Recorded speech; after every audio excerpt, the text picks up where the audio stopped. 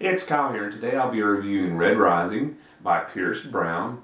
It's a great book, a great start to the series. I should say before I start the review, I haven't had a chance to read the second book in the series yet, but after reading the first book, I definitely want to. Great start to the series.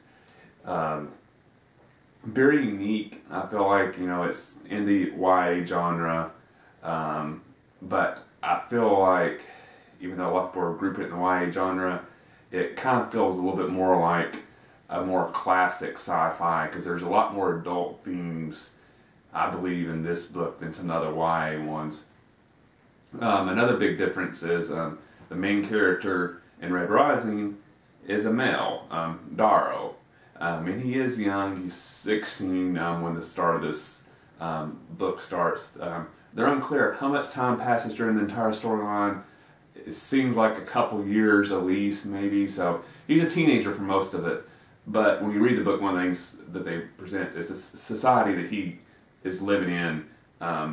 His age is actually considered more of an adult than really a teenager. So that's why it kind of straddles the line between being a YA book or being a more traditional sci-fi novel. Another reason is the violence that's presented in this movie. A lot of the violence is very graphic. They actually deal with some... They're a little bit more, clear with the violence that's happening, whereas sometimes in other books in the YA genre, they obscure some of the violence a little bit, they allude to it, but they don't get too detailed about it. Red Rising doesn't gloss over any of that stuff. It gets very detailed of what violence is taking place in this violent society that Darrow is growing up in. But with that said, I do get why a lot of people want to group it in the YA genre, because it is very dystopian society, much like the Hunger Games or the Maze Runner or Divergent. There is, one main character who's a teenager. It's just this time it's a male instead of a female lead. But a lot of the same elements are happening. There's a love story element to it. There's, a lower part of society trying to battle against the upper echelon. So a lot of the classic YA genre elements that have been established the past few years are definitely present in Red Rising. So I think if you like YA, there's a good chance you'll enjoy Red Rising. So let me give you the basic plot.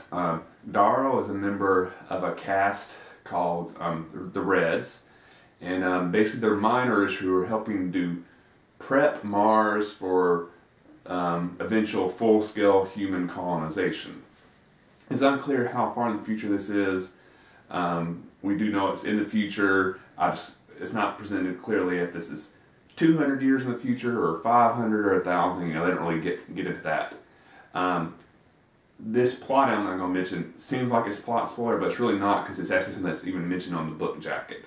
But basically, very quickly in the book, it's presented that the Reds have been lied to, and they've always lived under the notion that the surface of Mars is currently unlivable, and all this hard, slave-like labor they're doing is really for the betterment of humanity to help get Mars surface ready for full-scale human colonization.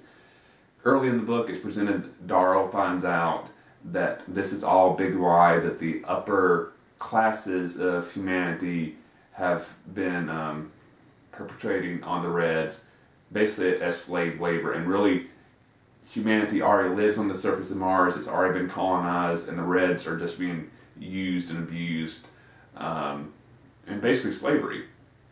So it becomes, Darrow becomes part of a conspiracy to try to overthrow this society that's been ordered in this way. It's such a cruel way. It really is. It's a very nasty dictatorship, and Darrow and the group he gets brought into are really trying to overthrow this society.